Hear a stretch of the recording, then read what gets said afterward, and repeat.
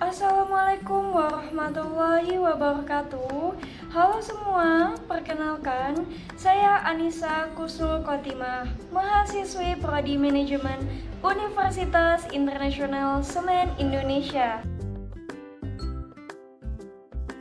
Oke, pada video kali ini kita akan membahas terkait topik pengaruh pandemi COVID-19 terhadap maraknya limbah medis.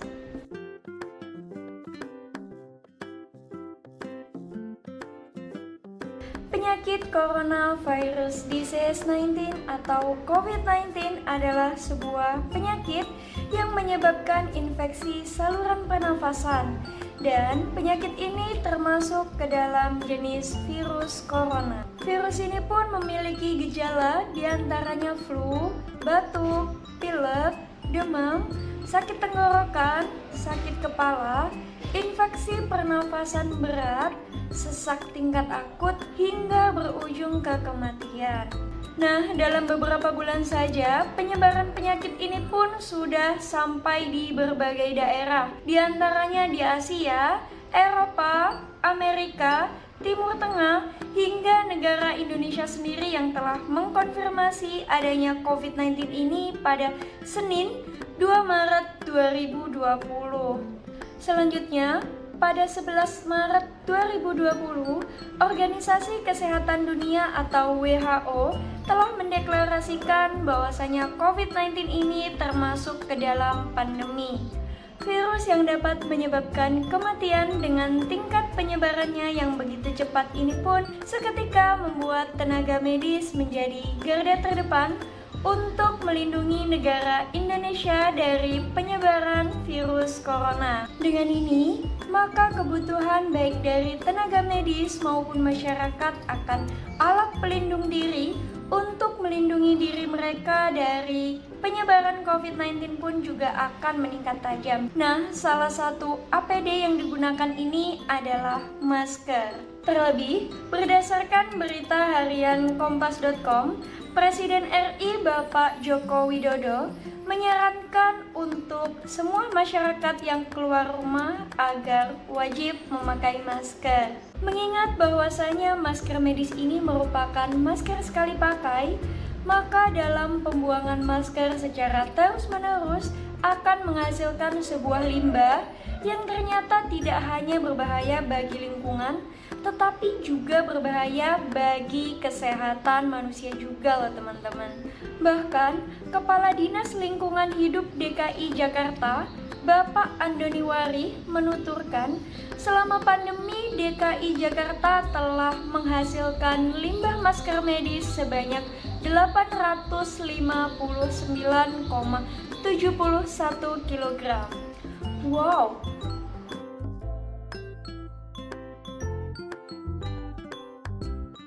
Fakta dari limbah medis dikutip dari penjelasan Ikatan Dokter Indonesia atau ADA Jakarta Selatan, Muhammad Yadi Permana mengingatkan bahwasanya limbah masker medis merupakan limbah yang dapat merusak lingkungan karena komposisinya yang sulit untuk terurai. Sehingga limbah medis yang langsung dibuang tanpa adanya pengelolaan yang benar adalah suatu hal yang sangat berbahaya. Masker medis membutuhkan waktu hingga puluhan tahun agar bisa terurai secara sempurna di dalam tanah. Bahkan, ada literatur yang mengatakan bisa lebih dari 100 tahun. Terkait hal tersebut, maka sesuai saran dari WHO agar masker medis hanya digunakan oleh tenaga medis saja, karena limbah dari masker ini termasuk ke dalam golongan limbah bahaya beracun atau B3. Mengapa sih limbah medis termasuk ke dalam kategori B3? Nah, hal ini ada kaitannya dengan karakteristik dari masker medis tersebut. Untuk karakteristiknya adalah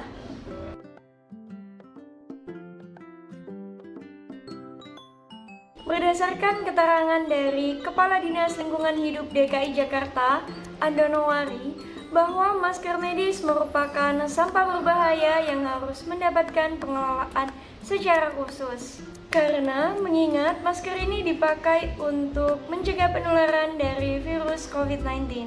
Sehingga sampah termasuk kategori limbah B3 yang dapat meningkatkan risiko yang membahayakan keselamatan dan kesehatan umum. Sebab limbah jenis tersebut berpotensial masuk ke dalam kategori infeksius atau menyebabkan penyebaran penyakit.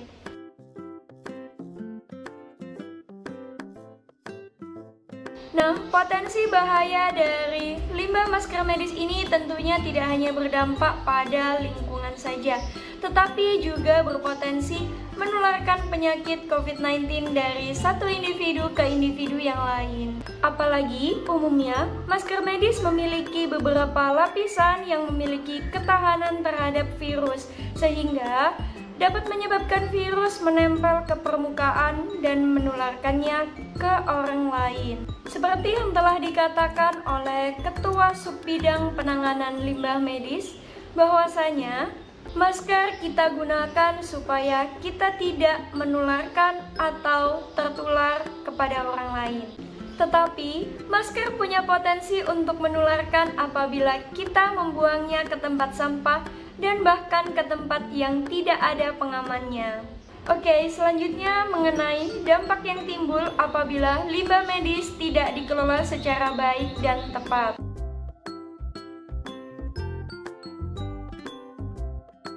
Limbah medis dari penanganan pasien dengan penyakit menular seperti COVID-19 dikhawatirkan akan menjadi sumber penyakit bagi orang sekitar. Dikarenakan limbah infeksius sangat berbahaya bagi setiap orang, maka pemusnahan limbah infeksius secara tepat dan benar merupakan suatu hal yang penting untuk memutus mata rantai penyebaran COVID-19.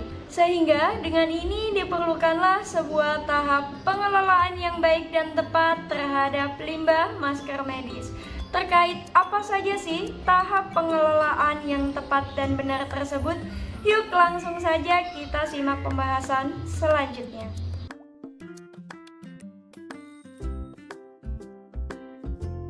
Limbah medis di Indonesia termasuk ke dalam kategori limbah B3 yang mana dalam pengelolaannya diatur dalam Peraturan Pemerintah Nomor 101 Tahun 2014 tentang pengelolaan limbah bahan bahaya dan beracun.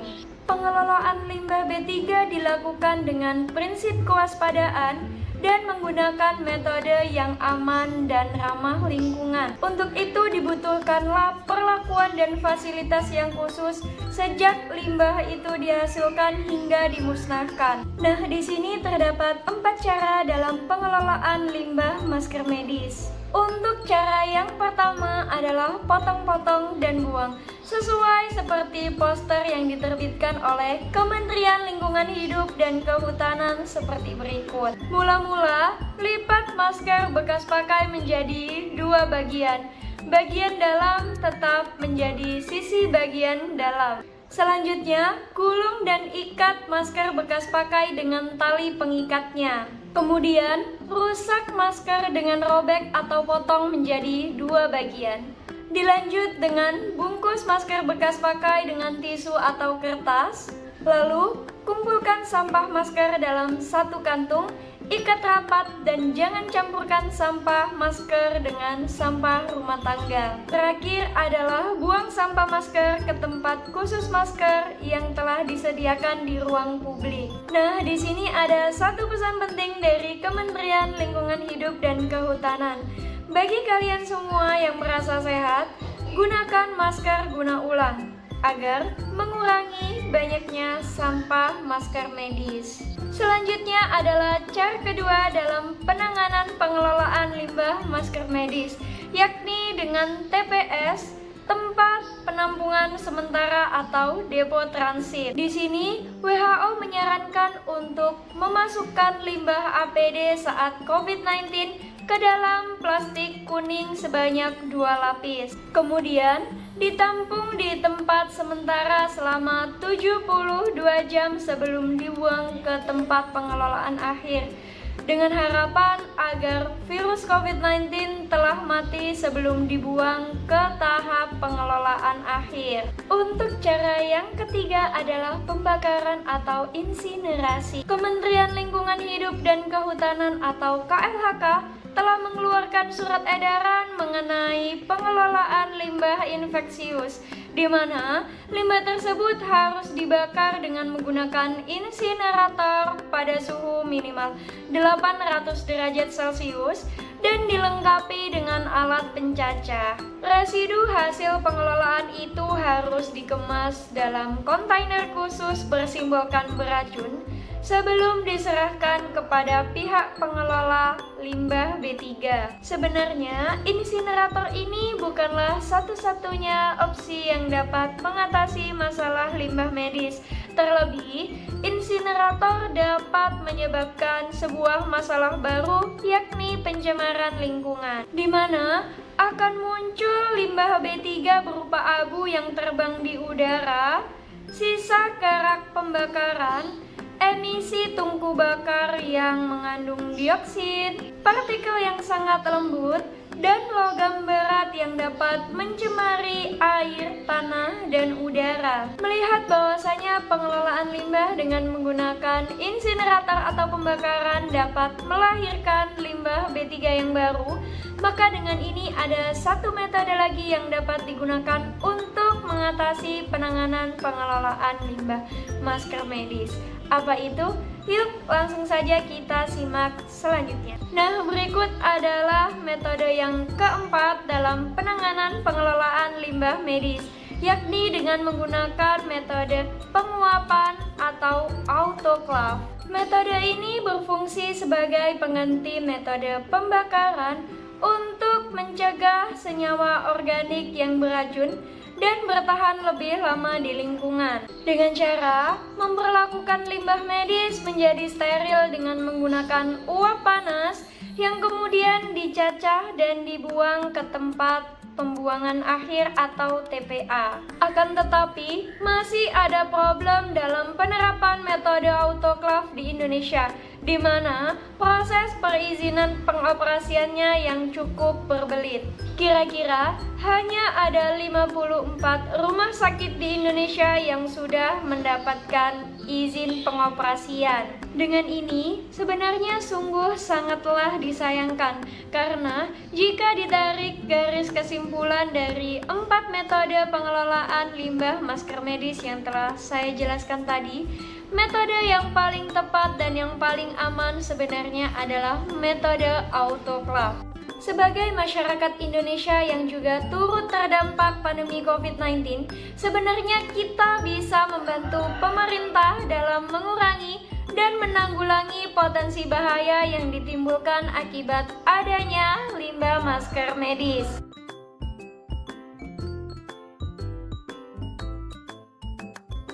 Dengan ini, maka sebuah solusi yang bisa kita tawarkan adalah dimulai dari diri kita sendiri, yakni dengan memakai masker non-medis berbahan dasar kain dengan lapisan 2-3 lapis. Mengingat bahwasanya masker tersebut berbahan dasar kain, untuk itu penggunaannya bisa digunakan secara berulang karena dapat dicuci dan dipakai kembali. Nah, untuk kain yang digunakan dalam penggunaan masker kain ini pun bukanlah kain yang sembarangan.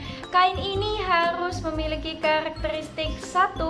Memiliki tenunan yang padat dan rapat. 2. Tidak dapat menembus intensitas cahaya yang banyak. Dan yang ketiga adalah berbahan dasar tebal. Meskipun kemampuan masker kain dalam menyaring partikel virus sepertinya rendah, namun kebanyakan dari kita hanya menghabiskan waktu untuk berdiam diri di rumah. Bahkan, bagi kalian yang menghabiskan waktu untuk berada di luar rumah pun tidak akan langsung bersentuhan dengan para penderita COVID-19. Dengan ini, sebetulnya kita tidak terlalu membutuhkan perlindungan yang tinggi, terlebih jika kondisi tubuh kita sehat. dalam pengecualian jika kondisi tubuh kita sedang sakit. Lain halnya dengan para tenaga medis yang menjadi garda terdepan untuk melindungi Indonesia dari COVID-19. Mereka secara langsung melakukan kontak fisik dengan para penderita COVID-19. Untuk itu, merekalah yang membutuhkan masker medis ini karena mereka membutuhkan tingkat perlindungan yang sangat telah tinggi. Nah teman-teman, dengan kita menggunakan masker non-medis, maka secara tidak sadar kita telah terlibat dalam pengurangan limbah masker medis yang ada di Indonesia.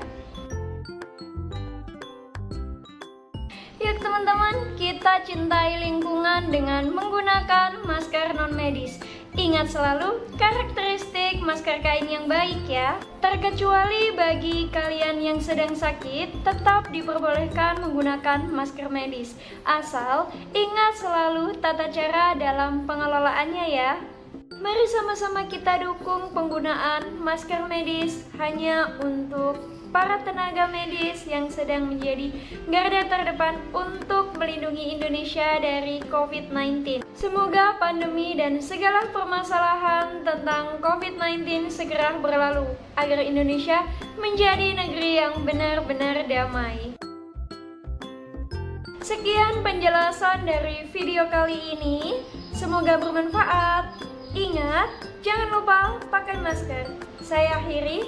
Wabillahi taufiq wal hidayah. Wassalamualaikum warahmatullahi wabarakatuh.